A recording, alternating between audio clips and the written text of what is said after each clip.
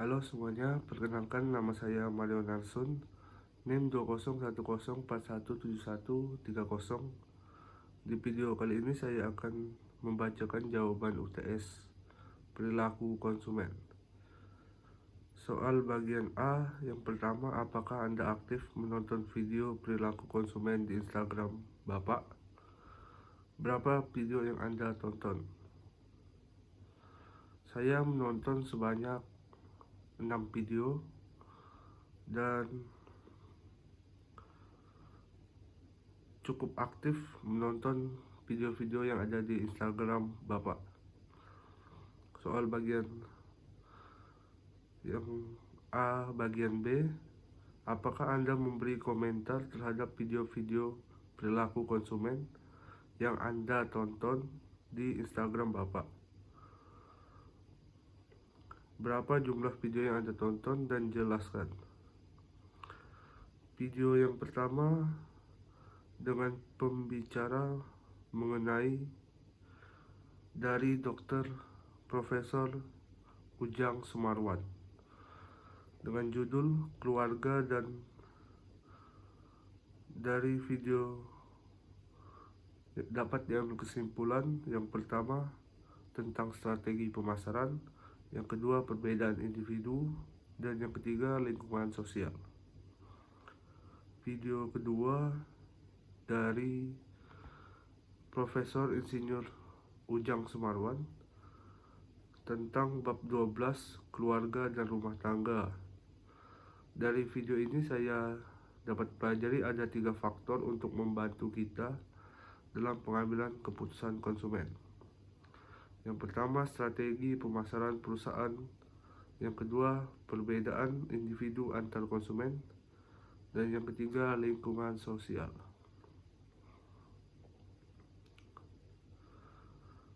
Berikutnya di video yang keempat, nama pembicara adalah Arek Fahrul Riza SE MSc.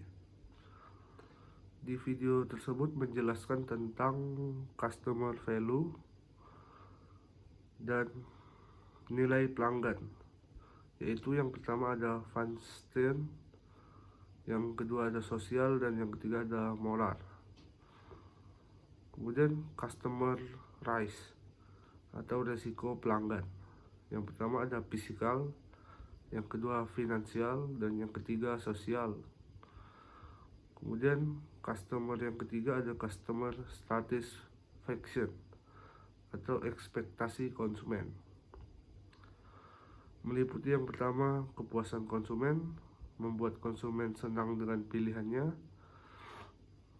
Dan berikutnya ada customer lure, peranan dari pelanggan. Yang terakhir customer right atau perlindungan konsumen. Video yang keempat dari Profesor Dr. Insinyur Ujang Sumarwan MSc. Video yang kelima. Di video ini menjelaskan tentang sikap konsumen adalah sikap yang merupakan ungkapan perusahaan konsumen tentang suatu objek, apakah disukai atau tidak. Fungsi sikap yang pertama untuk melindungi seseorang dan menghilangkan keraguan dalam diri seseorang. Mengubah sikap konsumen. Yang pertama dengan cara mengasosiasikan sebuah kelompok. Yang kedua, mengubah evaluasi dan atribut. Dan yang ketiga, mengubah rasa kepercayaan. Yang keempat, mengubah penilaian menyeluruh. Dan yang kelima, mengubah kepercayaan merek dari pesaing. Video yang keenam dari Profesor Insinyur Ujang Sumarwan MSc. Di video ini menjelaskan tentang kelompok acuan atau influencer. Kelompok formal adalah kelompok yang memiliki struktur organisasi Yang terdaftar resmi, kelompok informal adalah kelompok yang tidak memiliki struktur organisasi dan keanggotaannya tidak dicatat. Kelompok disosiasi adalah kelompok yang berusaha menghindari asosiasi kelompok acuannya. Pengaruh kelompok acuan: yang pertama, pengaruh normatif. Yang kedua, pengaruh informasi. Berikutnya, video dari pembicara Dayana Purnama. Di video ini menjelaskan tentang motivasi dalam ranah perilaku konsumen. Motivasi adalah faktor pendorong yang membuat seseorang membeli sesuatu. Apa beda kebutuhan dan keinginan? Kebutuhan adalah sesuatu yang benar-benar dibutuhkan, dan keinginan adalah barang yang kita inginkan namun belum kita butuhkan. Tujuan motivasi: yang pertama adalah tujuan generik, dan yang kedua adalah tujuan produk spesifik.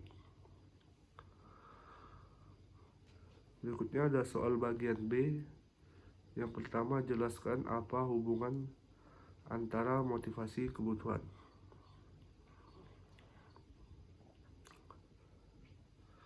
Menurut Maslow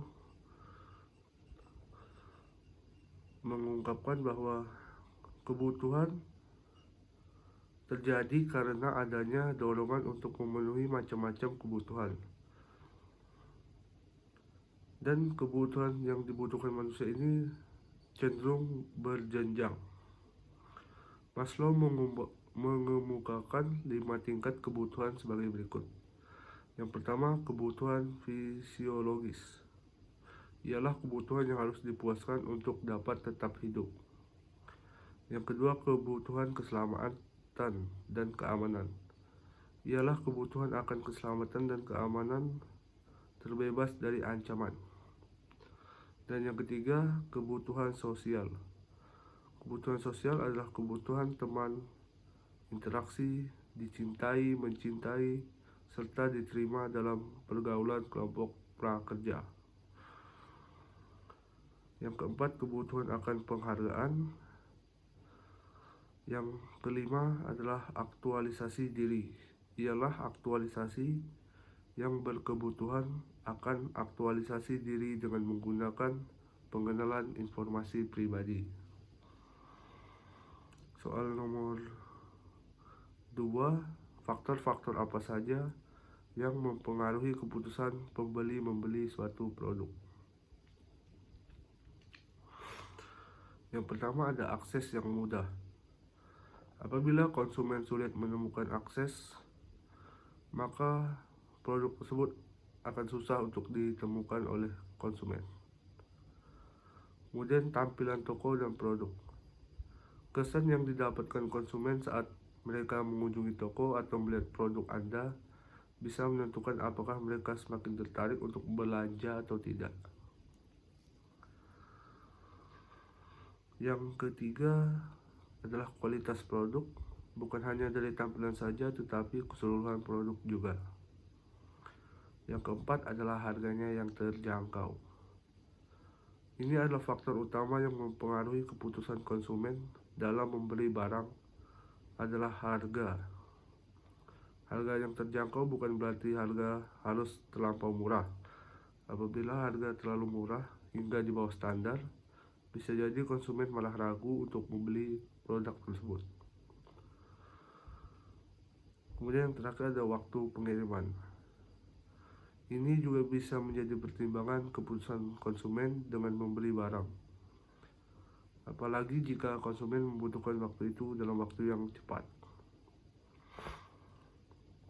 Soal nomor 3, jelaskan apa perbedaan antara konsumen yang rasional dan konsumen yang tidak rasional. Konsumen yang rasional adalah konsumen yang didasari atas pertimbangan rasional dalam membeli suatu produk. Sedangkan konsumen yang tidak rasional adalah konsumen yang tidak memutuskan terlebih dahulu atau mempertimbangkan untuk membeli suatu produk tersebut. Jadi kalau rasional itu dipikirkan lagi bagaimana cara kita untuk membeli produk tersebut. Kemudian yang tidak rasional, kita langsung membeli sembarangan produk tersebut. Kurang lebih begitu. Soal yang terakhir nomor 4, coba saudara jelaskan proses keputusan pembelian sepatu yang Anda beli sekarang. Yang keempat, jawabannya saya membeli sepatu saya yang ini karena alasan yang pertama adalah mudah didapat, dan yang kedua karena harganya yang terjangkau, dan yang ketiga pengirimannya cepat. Baik, sekian jawaban UTS perilaku konsumen saya kali ini. Jika ada kekurangan di video saya kali ini, saya ucapkan mohon maaf dan terima kasih.